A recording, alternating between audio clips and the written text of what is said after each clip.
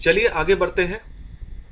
Video discussion करने से पहले मैं आपको बता देता हूं कि NISM सीरीज 8 का जो चैप्टर 4 है, इंट्रोडक्शन टू ऑप्शन, ये बहुत ही लेंदी चैप्टर है।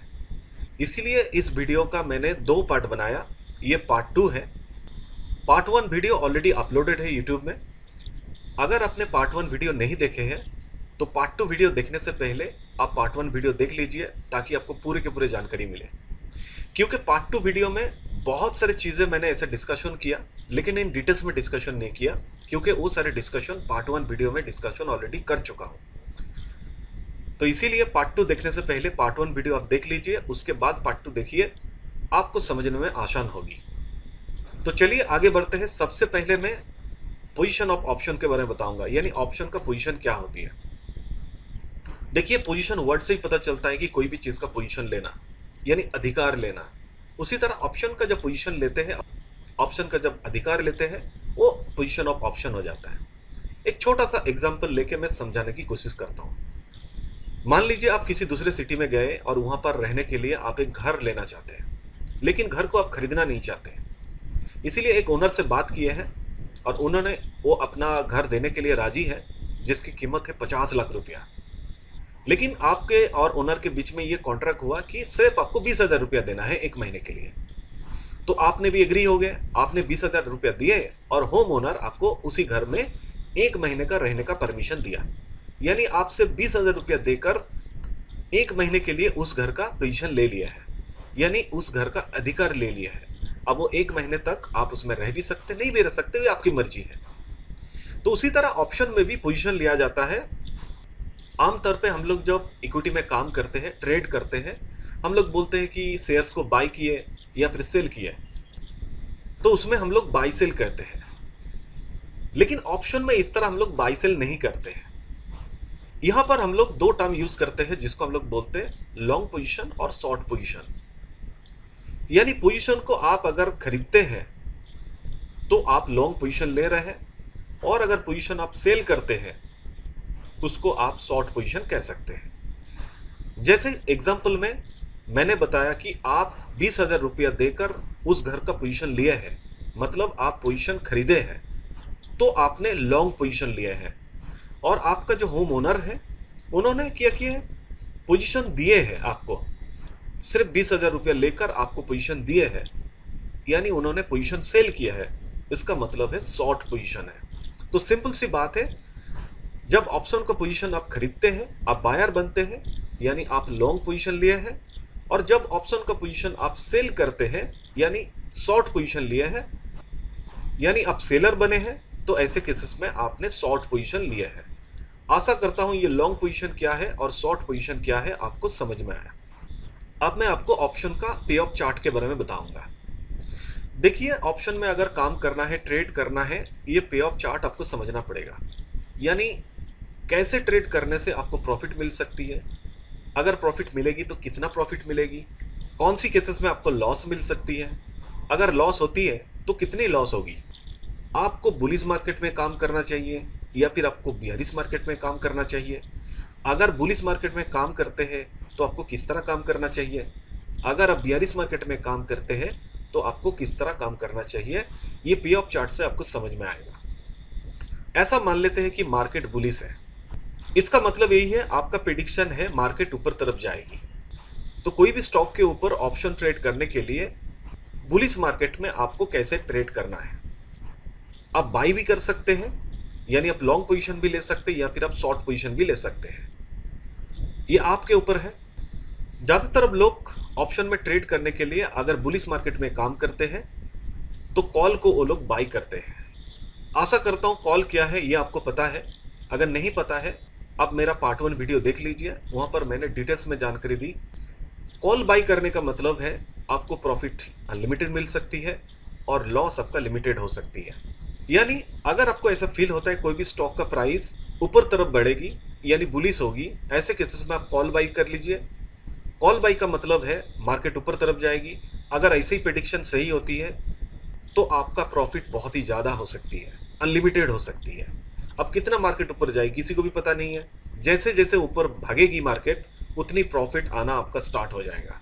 लेकिन अगर मार्केट गिरती है, आपका प्रेडिक्शन गलत होती है, ऐसे केसेस में जितना पैसा आप बाई करने के लिए बुक किए हैं, यानी पोजीशन लेने के लिए आप जितना पैसा दिए हैं, जिसको हम लोग प्रीमियम कहते हैं, उतनी ही आपका लॉस होगी, उससे ज़्यादा एक पैसा भी नहीं होगी। इसीलिए आपका लॉस लिमिटेड होती है। लेकिन फ्यूचर में ऐसा नहीं होते।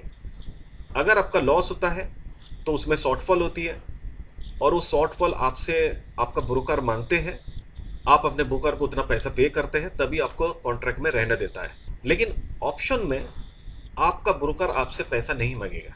यही ऑप्शन की खूबसूरती है। अगर मार्केट गिरती है, ऐसे केसेस में जितना पैसा दिए हैं उतने पैसा देकर ही आप लंबे समय के लिए रह सकते हैं, कॉन्ट्रैक्ट के एंड तक रह सकते हैं, आपको कॉन्ट्रैक्ट से कोई निकाल नहीं सकते। लेकिन आप अगर बुलिश मार्केट में सेल करना चाहते हैं तो ऐसे केसेस में आपको पुट सेल करना पड़ेगा, यानी पुट का शॉर्ट पोजीशन आपको लेना पड़ेगा, जहां पर आपका प्रॉफिट लिमिटेड होगा और लॉस आपका अनलिमिटेड हो सकता है। इसका मतलब आपने पुट लिए हैं लेकिन मार्केट ऊपर तरफ जा रही है। अगर आपका प्रेडिक्शन सही होती है तो ऐसे केसेस में जिसने लॉन्ग पोजीशन लिए है तो उन्होंने जितना प्रीमियम आपको दिए हैं वही आपका प्रॉफिट है, उससे ज़्यादा आपको एक पैसा भी नहीं मिलेगा, इसीलिए प्रॉफिट आपका लिमिटेड है। लेकिन अगर नुकसान होती है, कितना मार्केट नीचे गिरेगी वो आपको पता नहीं है, जैसे जैसे मार्केट नीचे गिरते जाएगा तो उसके हिसाब से आपको लॉस भी बढ़ेगा, इसीलिए लॉस आपका अनलिमिटेड हो सकती है। यानी मार्केट अगर बुलिश है, आप अगर बाई करना चाहते हैं तो कॉल को बाई कीजिए, जहां पर आपको प्रॉफिट अनलिमिटेड होगा, लॉस लिमिटेड होगा। और अगर आप सेल करना चाहते हैं तो ऐसे केसेस में आप पुट को सेल कीजिए, जहां पर प्रॉफिट आपका लिमिटेड होगा और लॉस आपका अनलिमिटेड होगा। ये आपके ऊपर निर्भर करता है, आप बाई करेंगे या फिर सेल करेंगे। मेरा सजेशन आप अगर लेना चाहते हैं, मैं सभी को बोलता हूं, आपको अगर ऑप्शन में काम करना है तो ऑप्शन बाई कीजिए। अगर मार्केट ऊपर जाती है तो कॉल को बाई कीजिए, जहां पर आपको प्रॉफिट अनलिमिटेड होगा। लॉस होगा तो जितना पैसा पे करते हैं, प्रीमियम देते हैं, वही पैसा आपका लॉस होगा, यानी आपका लिमिटेड लॉस होगा। उसी तरह मार्केट जब गिरती है, यानी मार्केट बियरिश होती है, तब आपको क्या करना चाहिए? तो मार्केट अगर बियरिश होती है, ऐसे केसेस में आपको अगर बाई करना है तो पुट को बाई। मार्केट जैसे जैसे गिरेगी उसके हिसाब से आपको प्रॉफिट बनता जाएगा, यानी प्रॉफिट आपको अनलिमिटेड मिलेगी। कितना मार्केट गिरेगी आप किसी को भी पता नहीं है, जितना ज्यादा गिरेगी उतनी ज्यादा प्रॉफिट है। लेकिन मार्केट अगर ऊपर तरफ चली गई, यानी आपका प्रेडिक्शन गलत हो गया है, तो ऐसे केसेस में आपका लॉस होगा। लेकिन जितना पैसा आपने बाई करने के लिए प्रीमियम दिए है उतनी आपका लॉस है, इसीलिए लॉस आपका लिमिटेड है। आपसे एक पैसा भी एक्स्ट्रा आपका ब्रोकर नहीं मांगेगी। इसीलिए बियरिश मार्केट में अगर पुट को बाई करते हैं तो प्रॉफिट अनलिमिटेड होती है और लॉस लिमिटेड होती है। लेकिन आप अगर बियरिश मार्केट में सेल करना चाहते हैं वो भी कर सकते हैं, लेकिन ऐसे केसेस में आपको कॉल सेल करना पड़ेगा। कॉल सेल करने से अगर मार्केट गिरती है तो आपका प्रेडिक्शन करेक्ट होती है, तो प्रॉफिट आपका लिमिटेड होती है, क्योंकि आपने सेलर चूज किया, तो बायर ने जितना प्रीमियम दिया वही आपका प्रॉफिट है, इसीलिए लिमिटेड प्रॉफिट है। लेकिन आपका प्रेडिक्शन अगर गलत होता है, मार्केट ऊपर तरफ चला जाता है, यानी बुलिश हो जाता है, जो रॉन्ग प्रेडिक्शन हो जाता है, तो ऐसे केसेस में कितना ऊपर जाएगी मार्केट वो किसी को भी पता नहीं है, आपको भी पता नहीं है, इसीलिए आपका लॉस अनलिमिटेड हो सकती है। तो बहुत ही सिंपल सी चीज है। अगर आप ऑप्शन में काम करना चाहते हैं, मेरा रिक्वेस्ट है कि आप बायर बनिए। अगर बुलिश मार्केट है, आपको ऐसा फील हो रहा है मार्केट ऊपर तरफ जाएगी, तो कॉल को बाई कीजिए, जहां पर आपका प्रॉफिट अनलिमिटेड होगी, लॉस लिमिटेड होगी। और आपको ऐसा अगर फील होता है मार्केट बेयरिश होने वाली है, मार्केट गिरने वाली है, तो ऐसे केसेस में भी आप बाई कर सकते हैं, लेकिन पुट बाई की। पुट बाई करने से आपको प्रॉफिट अनलिमिटेड होगी और लॉस आपका लिमिटेड होगी। लेकिन आपकी मर्जी है, आपको बुलिश मार्केट में कॉल बाई करना है या फिर पुट सेल करना है, या फिर बेयरिश मार्केट में पुट बाई करना है या फिर कॉल सेल करना है। ये आपकी चॉइस है, आप अपने हिसाब से काम कीजिए। अब मैं आपको सिखाऊंगा कि कॉल ऑप्शन में ट्रेड कैसे हो। अगर किसी को ट्रेड करना है वो कॉल को बाई भी कर सकते हैं, सेल भी कर सकते हैं। सबसे पहले मैं आपको कॉल बाई के बारे में बताऊंगा। अगर कॉल को बाई करते हैं, थोड़ी देर पहले ही मैंने बताया, इसका मतलब है आपका प्रेडिक्शन है शेयर प्राइस ऊपर तरफ जाएगी। जैसे जैसे ऊपर जाती है प्रॉफिट आपका अनलिमिटेड बनती है। लेकिन आपका प्रेडिक्शन अगर गलत हो जाता है, जितना प्रीमियम आप पे करते हैं उतनी आपका लॉस होती है, यानी लॉस लिमिटेड होती है। उसी तरह अगर कॉल ऑप्शन को आप अगर सेल करना चाहते हैं तो कॉल बाई का उल्टा होता है, यानी यहाँ पर आपका प्रॉफिट लिमिटेड होता है, जितना बायर पे करते हैं प्रीमियम उतनी आपका प्रॉफिट है। और अगर आपका प्रेडिक्शन गलत होता है तो ऐसे केसेस में आपका लॉस अनलिमिटेड हो जाता है, यानी स्टॉक का प्राइस अगर इंक्रीज होती है, कॉल बाई करने से आपको प्रॉफिट अनलिमिटेड मिलती है। लेकिन आपने अगर कॉल को सेल कर दिए है तो ऐसे केसेस में लॉस आपका अनलिमिटेड हो सकती है। ये आपकी चॉइस है, आप कॉल को बाई करें या फिर सेल करें। उसी तरह आप अगर पुट ऑप्शन के ऊपर ट्रेड करना चाहते हैं तो पुट को भी आप बाई भी कर सकते हैं, सेल भी कर सकते हैं। पुट को अगर बाई करते हैं, आपका प्रेडिक्शन नहीं होता है कि मार्केट गिरने वाली है, तो ऐसे केसेस में आपका प्रॉफिट अनलिमिटेड हो सकती है। अगर लॉस हुई तो जितना पैसा आप पे करते हैं पुट को बाई करने के लिए, उतनी पैसा आपका लॉस होने की संभावना है, तो इसीलिए लॉस आपका लिमिटेड होती है। लेकिन अगर पुट को आप सेल कर देते हैं और मार्केट गिर जाती है, तो ऐसे केसेस में आपका लॉस अनलिमिटेड होती है। और अगर आपका प्रेडिक्शन सही होती है तो ऐसे केसेस में जितनी प्रीमियम बायर से मिलती है उतनी आपका प्रॉफिट होती है, यानी प्रॉफिट लिमिटेड होती है। तो ऑप्शन का जो पे ऑफ चार्ट कैसे काम करती है वो मैं एग्जांपल के द्वारा समझाने वाला हूं। तो चलिए एक एग्जांपल लेते हैं।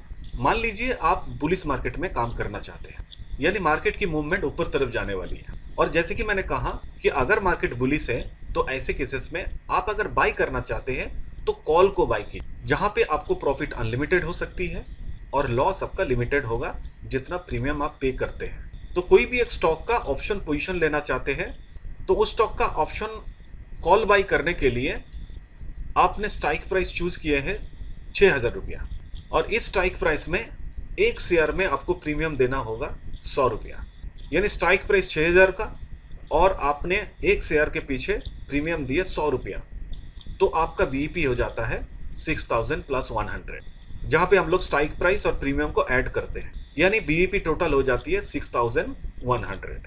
इसका मतलब यही है, आप अगर अपना पोजीशन 6,100 में क्लोज करते हैं, आपको किसी भी तरह की कोई प्रॉफिट भी नहीं होती है और किसी भी तरह की कोई नुकसान भी नहीं होती है। लेकिन आपको अगर प्रॉफिट अर्न करना है तो बीईपी के ऊपर में आपको सेल करना होगा। तो सिंपल सी बात है, अगर प्रॉफिट कैलकुलेट करना चाहते हैं उसके लिए आपका फॉर्मूला यही होगा, स्पॉट प्राइस से बीईपी के माइनस कर दीजिए तो आपका प्रॉफिट कैलकुलेट होकर आ जाएगा। तो राइट साइड में जो टेबल है, इस टेबल के द्वारा समझने की कोशिश करते हैं, जहां पर आप कॉल बाई करना चाहते हैं ऑप्शन के। लेफ्ट साइड का जो कॉलम है ये स्पॉट प्राइस है, तो राइट साइड में जो कॉलम है वो कॉल बाई का रिजल्ट है, यानी आपको प्रॉफिट मिल रही है या फिर लॉस हो रही है, उसका कैलकुलेशन राइट साइड के कॉलम पे है। तो आपको समझाने से पहले सबसे पहले at the money, out the money और इन द मनी क्या होती है और कहां पर होती है वो एक बार देख लेते हैं। आपको पता ही है, जहां पर स्ट्राइक प्राइस और स्पॉट प्राइस यानी मार्केट प्राइस दोनों सेम होती है, उसको हम लोग एट द मनी कहते हैं। जैसे कि मैंने स्ट्राइक प्राइस 6,000 रुपया चूज किया और इस टेबल का देखिए फर्स्ट कॉलम में यहाँ पर आप 6,000 रुपया देख सकते हैं। यहाँ पर आप स्ट्राइक प्राइस और स्पॉट प्राइस दोनों सेम देख पा रहे हैं, दोनों के दोनों 6,000 रुपया है, तो इसीलिए इसको हम लोग एट द मनी कहेंगे। और इसके ऊपर का पोर्शन यानी 6,000 के ऊपर अगर मार्केट गई, 6,100 रुपया, 6,200 रुपया, 300 रुपया, 6,700 रुपया, इस तरह की जो मार्केट है इसको हम लोग आउट द मनी कहते हैं, यानी ओटीएम कहते हैं। यानी एट द मनी में जो शेयर प्राइस होती है उसके ऊपर का प्राइस को अगर किसी भी तरह के हम लोग ट्रेड करते हैं, इसका मतलब है आउट द मनी में ट्रेड कर रहे हैं। और एट द मनी के प्राइस के नीचे प्राइस अगर होती है, जैसे कि यहाँ पे 5,900, 5,800 अप टू 5,400 तक जो शेयर प्राइस है, इसको हम लोग इन द मनी कहते हैं, इन शॉर्ट हम लोग आईटीएम कहते हैं। अब आपकी मर्जी है कहां पर आप बेचेंगे, कहां पर आप आपका पोजीशन छोड़ने वाले हैं, वो आपकी मर्जी है। जहां पर आप पोजीशन को क्लोज करेंगे उसी प्राइस से बीईपी का प्राइस माइनस कर दीजिए, आपको प्रॉफिट नजर आ जाएगा। तो चलिए मान लेते हैं कि अभी हम लोग एट द मनी में काम कर रहे हैं, यानी स्ट्राइक प्राइस 6,000, तो बीईपी आपका 6,100 रुपया, और 6,000 रुपया स्पॉट प्राइस में आप अपना पोजीशन स्क्वायर अप करना चाहते हैं या फिर सेल करना चाहते हैं। तो ऐसे केसेस में आपको प्रॉफिट कितना मिलेगी, आपका स्पॉट प्राइस है 6,000 और बीईपी है 6,100, यानी 6,000 माइनस 6,100, यानी आपका 100 रुपया का नुकसान है। तो ऐसे केसेस में एट द मनी में आपका 100 रुपया का नुकसान हो रही है। लेकिन अगर मार्केट थोड़ी ऊपर तरफ जाती है, एज पर एग्जाम्पल मान लीजिए 6,100 रुपया हो गया, तो स्पॉट प्राइस आपका 6,100 रुपया, यहाँ पर आप अगर पोजीशन को क्लोज करते हैं तो बीईपी भी 6,100 रुपया है, तो 6,100 रुपया माइनस 6,100 रुपया, तो जीरो होता है रिजल्ट, यानी नो प्रॉफिट नो लॉस। लेकिन जैसे जैसे शेयर प्राइस ऊपर तरफ भागती है, 6,200 अगर हो जाती है, तो 6,200 से 6,100 रुपया माइनस कर दीजिए, आपको 100 रुपये का प्रॉफिट बनती है। उसी तरह शेयर की स्पॉट प्राइस अगर 6,300 हो जाता है, तो 6,300 माइनस 6,100 रुपया, तो आपको 200 रुपये की प्रॉफिट होती है। उसी तरह अगर शेयर प्राइस 6,700 रुपया हो जाती है, तो 6,700 से 6,100 रुपया माइनस कर दिए, 600 रुपया प्रॉफिट होती है। अब आपको पता नहीं है मार्केट कहाँ तक पहुँचेगी, 7,000, 7,500, 8,000, तो जैसे जैसे शेयर प्राइस ऊपर तरफ जाएगी, मार्केट प्राइस ऊपर तरफ जाएगी, आपका प्रॉफिट का अमाउंट भी बढ़ता जाएगा। लेकिन मान लीजिए आपने सोचे थे मार्केट ऊपर जाएगी लेकिन मार्केट नीचे चली गई, यानी आपका प्रिडिक्शन गलत होगी। आपने 6000 स्ट्राइक प्राइस चूज किया और 5900 हो गया, तो ऐसे केसेस में क्या होगा, आपका नुकसान हो जाएगा।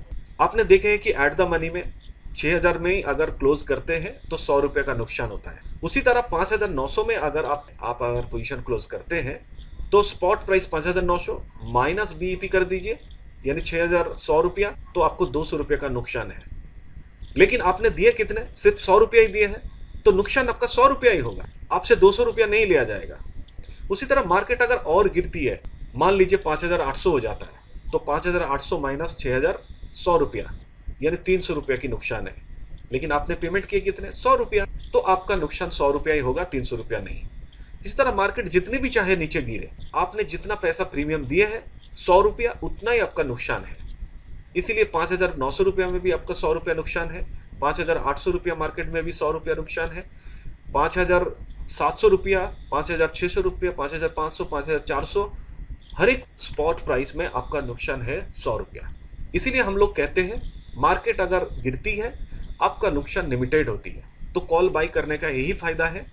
आपका प्रिडिक्शन अगर सही होती है, आपको प्रॉफिट अनलिमिटेड मिल सकती है, और आपका प्रिडिक्शन अगर गलत होती है, जितना पैसा आप पे करते हैं, यानी प्रीमियम पे करते हैं, उतनी ही आपका नुकसान होती है।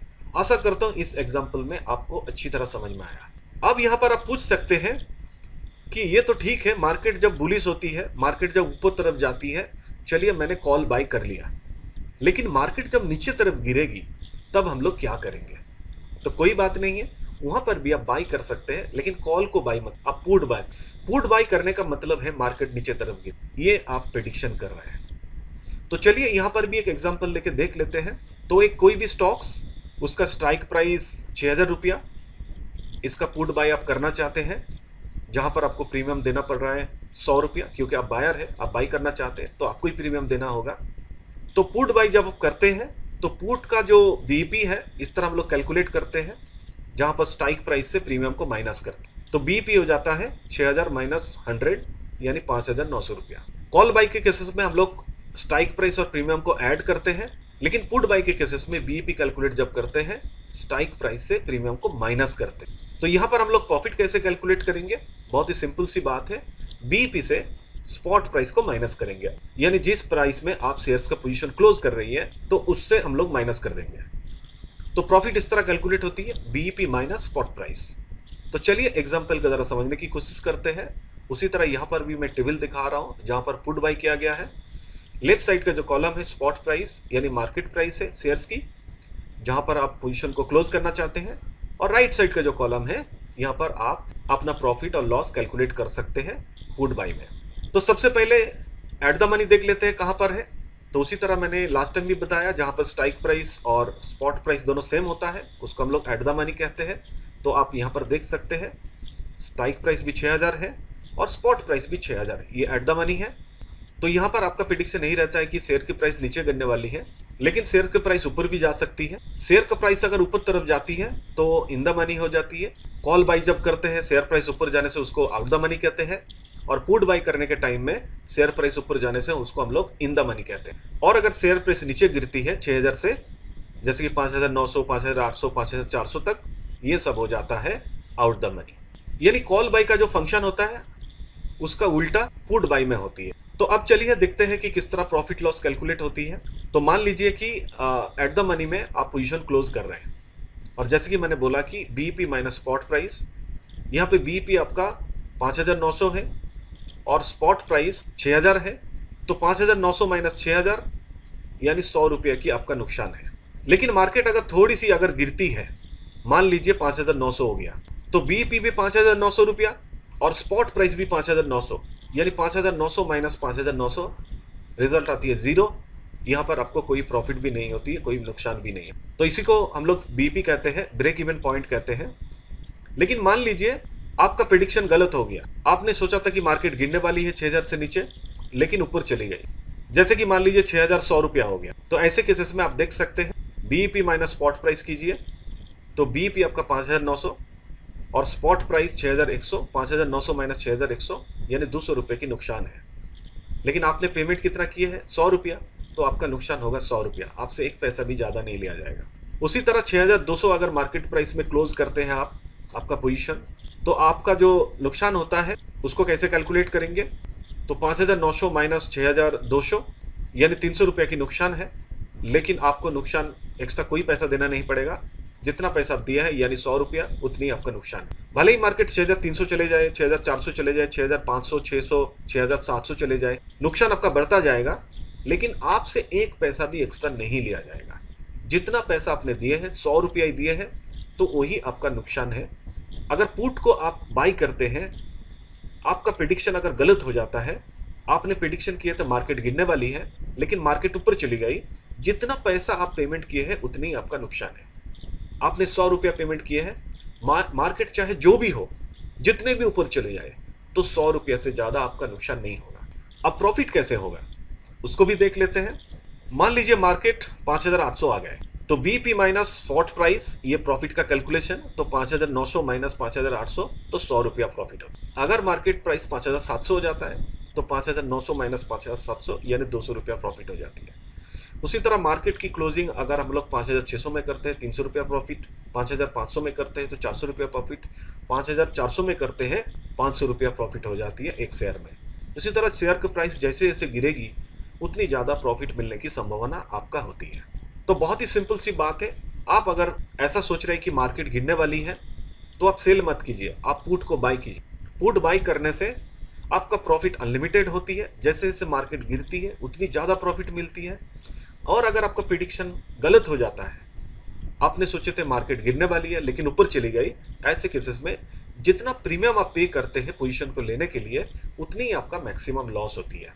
यहाँ पर आप देख सकते हैं, चाहे मार्केट 6100 रुपया हो या फिर 6200 हो, 6500 हो, 6700 हो, 7000 हो, 8000 हो, जो भी हो, हर एक केस में एक शेयर में 100 रुपया ही लॉस है, क्योंकि वही उतनी पैसा देके आपने पुट बाई का पोजीशन लिया था। अब मैं आपको फ्यूचर और ऑप्शन का डिफरेंस के बारे में बताऊंगा। देखिए, चैप्टर 3 में मैंने फ्यूचर के बारे में बताया और चैप्टर 4 में मैंने ऑप्शन के बारे में बताया। आशा करता हूं फ्यूचर ऑप्शन के बारे में आपको काफी जानकारी मिली है, लेकिन इसका डिफरेंस क्या है ये मैं आपको समझाता हूं। तो यहां पर आप टेबल पे देख सकते हैं। सबसे पहले मैं ऑब्लिगेशन के बारे में बताऊंगा। अगर आप ऑप्शन कॉन्ट्रैक्ट बायर हो, होल्डर हो, तो आपके लिए किसी भी तरह की एसेट को बाय और सेल करने का ऑब्लिगेशन नहीं होती है।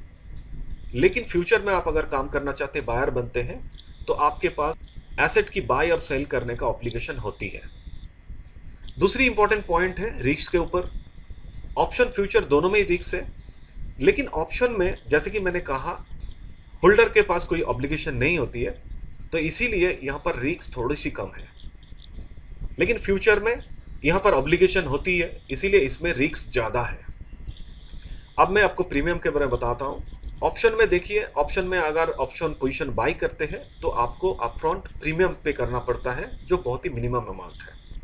लेकिन फ्यूचर में प्रीमियम का कॉन्सेप्ट नहीं है। अगर आप ऑप्शन को बाई करना चाहते हैं या फिर सेल करना चाहते हैं, तो ऐसे केसेस में आपको मार्जिन देना पड़ता है, जो प्रीमियम अमाउंट से कहीं ज्यादा होता है। नेक्स्ट जो मैं समझाने वाला हूं प्रॉफिट लॉस के बारे में। देखिए, थोड़ी देर पहले ही मैंने बताया, ऑप्शन में आपका प्रॉफिट बहुत ज्यादा अर्न करने की संभावना होती है, और लॉस आप चाहे तो उसको मिनिमाइज कर सकते हैं, लिमिटेड कर सकते हैं। जैसे कि मैंने कहा कि प्रीमियम जितना पे करते हैं उतनी आपका लॉस होने की संभावना है, लेकिन फ्यूचर में ऐसा नहीं है। प्रॉफिट भी अनलिमिटेड बन सकती है और लॉस भी अनलिमिटेड बन सकती है। यहाँ पर लॉस लिमिटेड नहीं होता है। आशा करता हूँ फ्यूचर और ऑप्शन का जो डिफरेंस है ये आपको समझ में आया। अब आपकी मर्जी है, आप फ्यूचर में काम करें या फिर ऑप्शन में काम करें। देखिए, अब मैं ऑप्शन ग्रीक के बारे में बताऊंगा। यहाँ पर देखिए, ऑप्शन जो प्रीमियम होता है, शेयर प्राइस की तरह वो मूवमेंट करती है, कभी ऊपर जाती है, कभी नीचे आती है। ये जो ऑप्शन का प्राइस का जो चेंजेस है, ये बहुत सारे फैक्टर्स के ऊपर डिपेंड करती है। जैसे कि बहुत सारे फैक्टर्स, जैसे कि स्ट्राइक प्राइस, जैसे कि वोलाटिलिटी, टर्म्स टू मैच्योरिटी। तो इन सारे जो सेंसिटिविटीज है, इसको ट्रैक करने के लिए हम लोग ग्रीक यूज करते हैं, जैसे कि डेल्टा, गामा, थीटा, वेगा, रो। इस तरह की 5 इंपॉर्टेंस ग्रीक्स को हम लोग यूज करते हैं, ताकि ऑप्शन प्रीमियम चेंज के बारे में पता चले। तो अब सवाल है कि डेल्टा क्या है, गामा क्या है, थीटा क्या है, वेगा क्या है, रो क्या है। चलिए एक एक करके बात करते हैं। सबसे पहले बात करेंगे डेल्टा के ऊपर।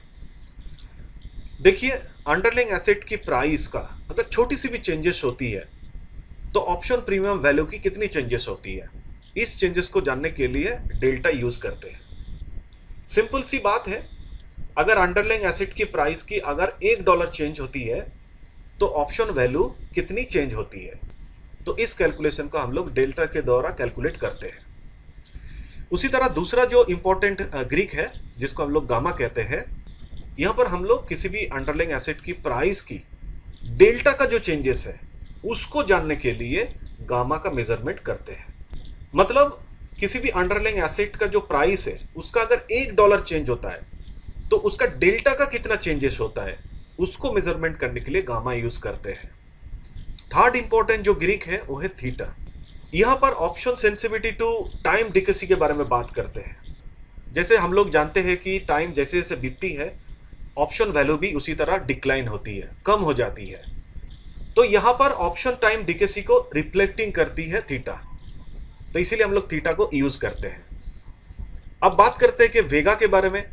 देखिए, वेगा में मार्केट वॉलेटिलिटी के चेंजेस के वजह से ऑप्शन प्राइस में कितनी चेंजेस होती है उसको मेजर करने के लिए वेगा यूज करते हैं। तो इसका कैलकुलेशन समझने के लिए कोई भी अंडरलाइंग एसेट के वॉलेटिलिटी अगर 1% भी चेंज होती है तो उसका ऑप्शन के प्राइस कितनी चेंजेस होती है उसको हम लोग वेगा कहते हैं। और लास्ट जो ग्रीक है उसको हम लोग रो कहते हैं, जहां पर रिस्क फ्री इंटरेस्ट रेट का अगर 1% चेंज होता है तो उसमें ऑप्शन प्राइस का क्या चेंजेस होती है, तो उसको मेजरमेंट करने के लिए रो यूज करते हैं। आशा करता हूं इन सारे ग्रीक्स जैसे कि डेल्टा, गामा, थीटा, वेगा, रो, ये किस तरह ऑप्शन प्राइस को मेजरमेंट करने के लिए यूज होती है आपको समझ में आया होगा। अब मैं आपको ऑप्शन प्राइसिंग मॉडल के बारे में बताऊंगा।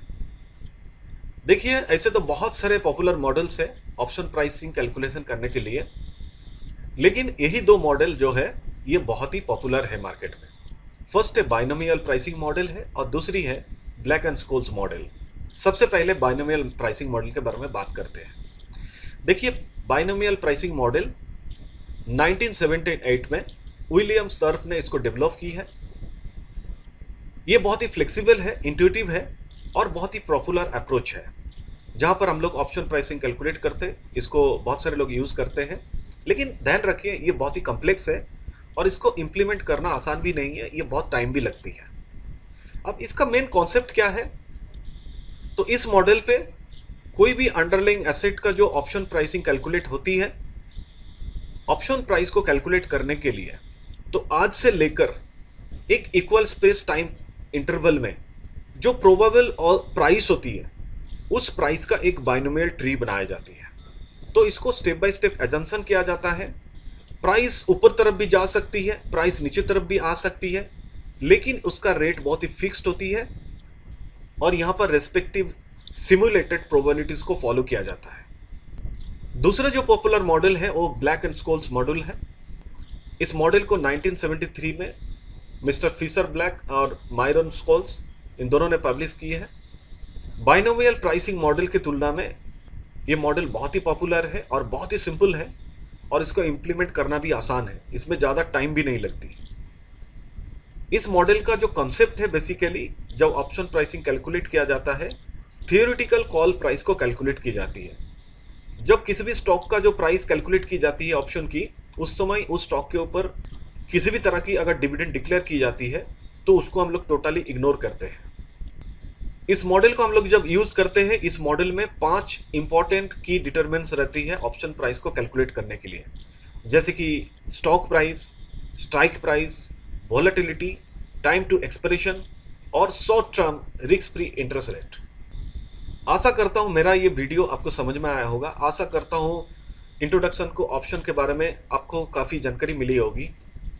अगर आपको समझ में आया, अच्छा लगा, तो प्लीज़ मेरे चैनल को सब्सक्राइब कर दीजिए और बेल आइकन को ज़रूर दबाइए, ताकि नेक्स्ट वीडियो जब मैं अपलोड करूंगा आपको नोटिफिकेशन मिले। आप चाहे तो मेरा वीडियो को आप लाइक्स भी कर सकते हैं, कोई क्वेरीज है तो कमेंट भी कर सकते हैं, आप अपने दोस्त से शेयर भी कर सकते हैं, ट्वीट भी कर सकते हैं। तो stay healthy, be happy and thanks for watching this video.